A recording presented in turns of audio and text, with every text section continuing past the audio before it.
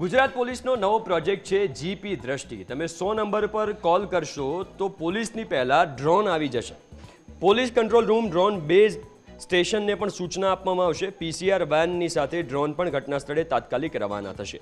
GP દ્રષ્ટિ project પોલીસનો response time ઘટાડશે।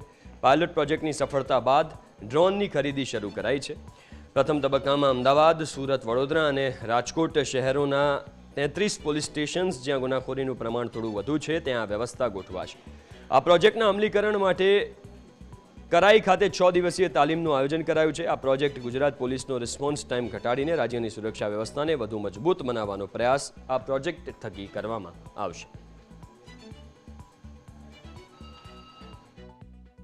ગુજરાત પોલીસ એકેડમી કરાઈમાં આ બાબતની એક તાલીમની આયોજન પણ કરવામાં આવી છે અને જે લોકોએ ડ્રોનનો ઉપયોગ કરવાના છે એ તાલીમબદ્ધ રહે એ ખૂબ જરૂરી છે। એટલે 6 દિવસની એ તાલીમની આયોજન પણ કરવામાં આવી છે અને એ તાલીમ પૂર્ણ થયા પછી આપણે પ્રથમ તબક્કે 8 પોલીસ સ્ટેશન અમદાવાદ શહેરમાં આ કરવા માંગીએ છીએ અને એ પછી આપણે સુરત, રાજકોટ અને વડોદરામાં પણ કરવા માંગીએ છીએ।